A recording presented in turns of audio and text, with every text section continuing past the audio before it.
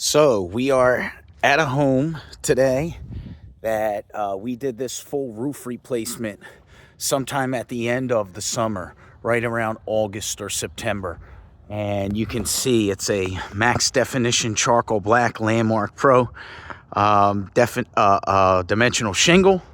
And the reason that we're back, the homeowner had actually asked us if we would help him install some LED lighting, and he was a great customer, so we agreed to do that.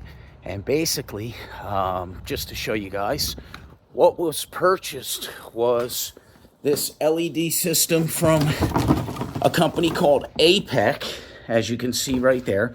And these are great, this system actually. What comes in the box? So in the box, you'll have a bag that contains the strings of LED lights. You'll also have a box. In that box, essentially, comes a few different things. You'll have a remote control for your lights, and you will have the plug-in power supply that you would just plug right into a standard outlet. And you'll see that in this system, we start it right here. And the basic concept, right, just being to wrap the entire perimeter. So we've come down this end, we've gone up, down, around the backside, across the front, and back here. And we're up to this point, we are just going to carve out this last section. And I wanted to show you how those lights go together. A couple other things that come in the box, because people don't usually do a good job explaining all that. So on the bottom of each one of these lights, there is a 3M peel and stick patch. And as per the instructions, you're supposed to be able to hold that for 8 seconds and then it will grip. Now, these lights were purchased online, and as some of you may know, the 3M material, it does have a shelf life. So if these lights have sat for a few years, which I think is probably the case, they don't work. And when we held them, essentially, and remember, we're in the Northeast, it's now January, so they essentially just didn't work. To coincide with those, okay, they gave us these plastic clamps and these screws, which you could essentially just make a pilot hole and then reinforce. But again, just to show you what your options are, you know, you have on this house this vinyl soffit, right? And then you have the headboard up front, and then you have just essentially this little lip of trim coil or thin metal. Now, it doesn't make sense to go into the vinyl because it starts to crack. You can see right here in an example, I don't know if I can get very close in there, but you can see where it started to crack right there when we tried. So to combat that, another thing to understand, if you look at these lights, right, these lights essentially are designed to be like hi-hats, to face down. So these lights will project light all down along the front side. So they're not meant to be sticking out. You wouldn't want them on the headboard. So the most ideal place to put them was just essentially to put them right on the thin metal throughout the whole perimeter of the home.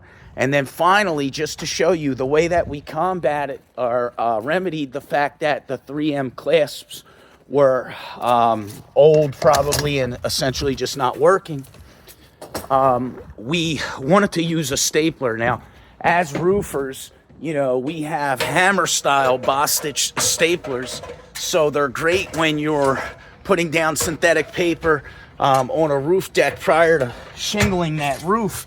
However, when you're trying to set staples in precision fashion, again, on that small piece of trim there, and then also you want to keep in mind, as you look at this wire, right? So we have a wire that's a certain width, right?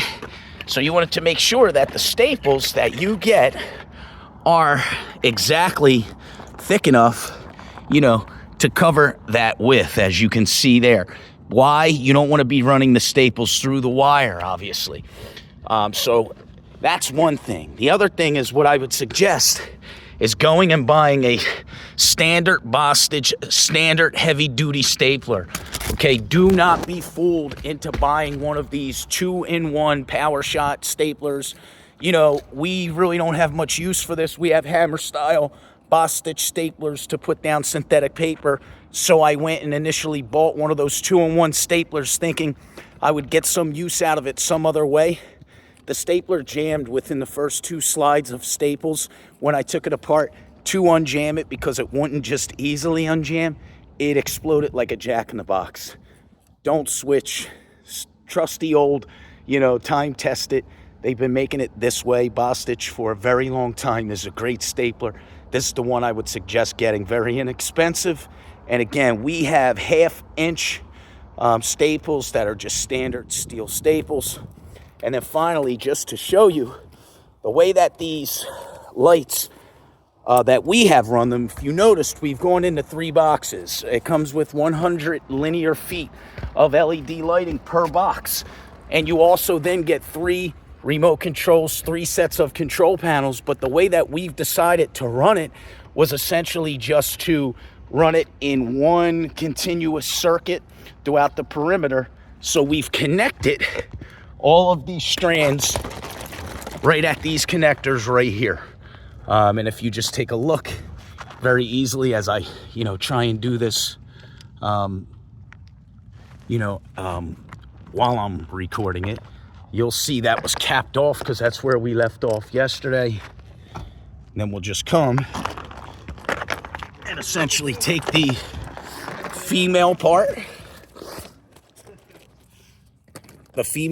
of this lighting and connect. Again, my apologies.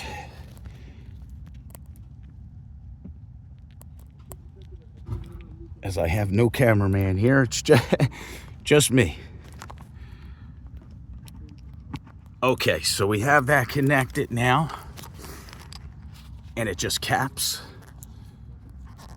I don't know if you're getting the view of that. So there we go. It's connected. So we're just finishing essentially this part of the outline. And just to show you guys how those tacks get set, what we've been doing is about midway between each light, just setting one tack or one staple, again, carefully not to set it through the wire, to make sure that we're towards the outer side of the perimeter so we're not bending the thin metal. Again, if you were to bang this tack too close to the inner side, it's going to bend this thin metal. So you have to stay towards the outside, and you have to make sure that this staple is going to clear the wire on either side. And we're setting one about midway down, and then we're setting a couple right before the light. You can see they're set precision. And then again, we would set a couple more here, one halfway down, a couple more before, and then after. So we're at the last little stretch here. We'll get it, we'll get the rest of them hung and hopefully be able to get some good shots tonight when it's lit up and show you what it looks like.